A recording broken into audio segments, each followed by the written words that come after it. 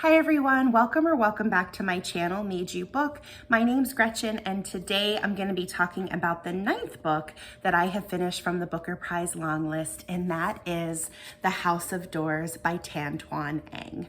So this book follows a real life literary giant, W. Somerset Maugham. Now I would say, although he's a main character, the main story follows a woman by the name of Leslie. So at the beginning of the story, we meet Leslie in, I believe, 1947.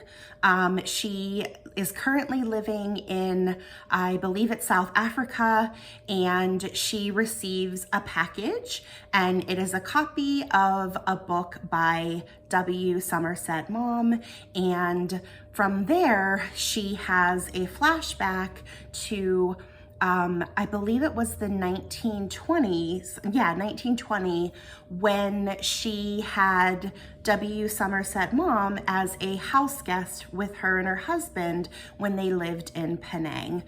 So the story then jumps back to 1920 and we learn about how that visit came to be. Somerset Maugham was a longtime friend of her husband, Robert, and he is also there with his secretary, Gerald, which we all know very early on in the book that it's not actually his secretary, although it is a secretary, it's also Somerset Maugham's lover as well. So one of the things that we learn, and I did not realize this about Somerset Maugham, is that he really liked to incorporate the lives of people that he knew in real life into his stories. So one of the evenings, Mom and Leslie were having a conversation, and she started to tell him about a story of a woman that she knew named Ethel that had been accused of committing murder, and it was supposedly done in self-defense. She was being assaulted, and she ended up shooting this man 6 times. So we kind of get that story unfolding. Now that storyline took place in 1910. So in this story, primarily, we're going back between 1920 and 1910. And it is a very interesting and fascinating story.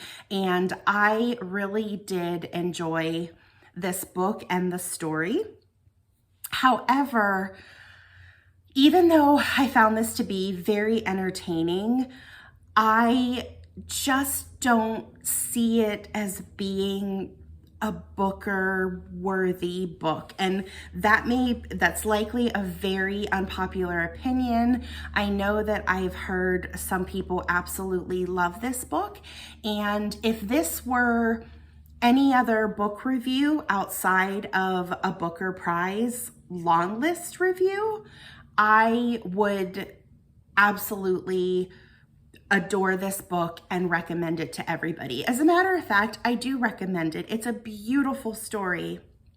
But like I said, talking about it in the same category of the Booker Prize, though, it just left a little it just didn't quite add up for me. Now, I do know a couple things about why I think this book made it. So obviously, Twan Eng is, he's a Booker darling. So he has only, I believe, published 2 novels, one being The Garden of Evening Mist, which I know that book was shortlisted, and then the other book, I always forget, The Gift of Rain. The Gift of Rain was longlisted. So all of the books that he has written have been, or that he has written, have been nominated for a Booker. So it just seems like a given that this book would also be nominated. He also hasn't had a book release for a very long time, so I think that possibly that had something to do with it. And then two, I also know that one of the Booker judges, I believe it is Shapiro, I believe those two are colleagues at Columbia University. So I'm not saying that's the reason why, but I think that there's a lot to consider when we think about how or why this book is on the long list. Now, there are so many good things about this book, and I don't want to make it seem like I'm just talking, smack on it. It is absolutely beautifully written. It is lush. It is the imagery that Twan Eng uses is just gorgeous. And I've never been in Penang. I've never been to the east at all. And the way that he just painted that picture was just absolutely stunning.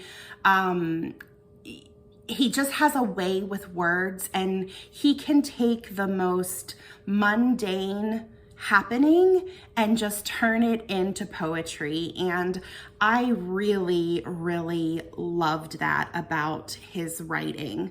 The other thing I enjoyed about this book was that I had really not known a whole lot about history at that time in Penang or Malaysia.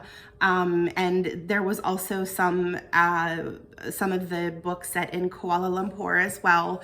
I did not really know a lot of the history, and it brought to light some of that. So anytime I can learn something from a book, that always gives it extra points in my book.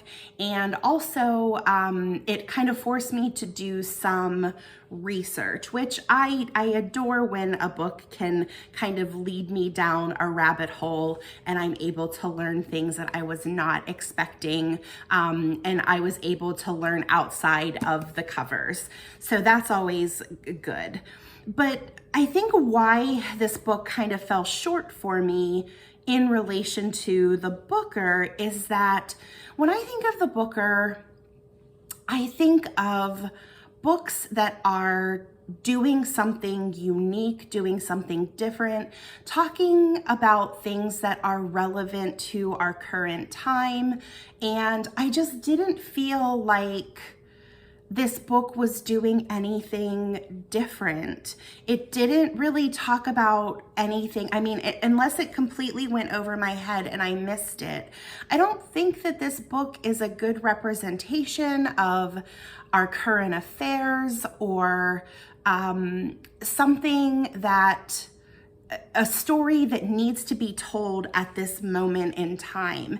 And that's really what I love about the Booker Prize, is that most of the books that are longlisted or nominated have something to say about the current state of the world. And I didn't get that. And that could be totally on me having different expectations of what that list should be. But I mean, at the end of the day, as a reader, that is what I go into the long list looking for. And regardless of that being right or wrong, it did, make me a little disappointed in the book just for that reason. But this book, I will recommend to everybody. I would say, if somebody asked me what was the last good book you read as a recommendation, I would definitely tell them this book. It had a gripping plot. It had dual POVs, which I really like.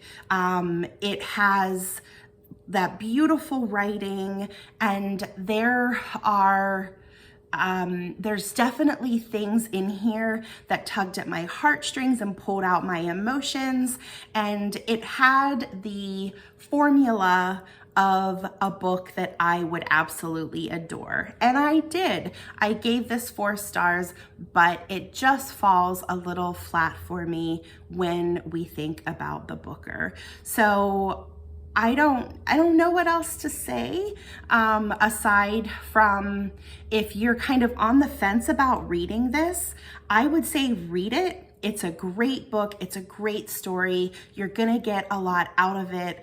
But if you kind of feel the same way about the Booker that I do, you may just be a little disappointed that this made the list. It doesn't take away from the fact that it's a gorgeous book, but yeah, like I said, just it didn't truly work for me as a Booker book. But it has kind of reignited the need for me to go back and read Twan Eng's other books. I have both of them. I have not read them, but also I've never read any of W. Somerset Maugham either. I have The Razor's Edge, and I think I have A Painted Veil as well. So I'll have to dig those out, but I'm really interested to read the story that inspired this book that he supposedly wrote based off of this story. And there's just a lot of layers to it, and I am so happy that I read it, and I am definitely going to be recommending this. And if you read this and you loved it, let me know. If you were not a fan, let me know in the comments why. We are getting very close to the end of the Booker Longlist. It's going to be, let's see, the shortlist is announced in just 3 days. So I unfortunately am not likely to finish the entirety of the long list. I was waiting for a couple of the books to come in, and they literally just got here today, and I don't think there's any way that I'm gonna be able to finish those last 2 books in the next few days. I'm currently reading Prophet Song. That'll be the next one that I do a review on. And I do still plan on doing prediction videos for my personal shortlist and what I think the shortlist will be. So those will be coming in the next few days. And until then, I hope you guys are reading a good book that you're really enjoying right now. And until then, we'll see you the next time. Take care, everyone. Bye.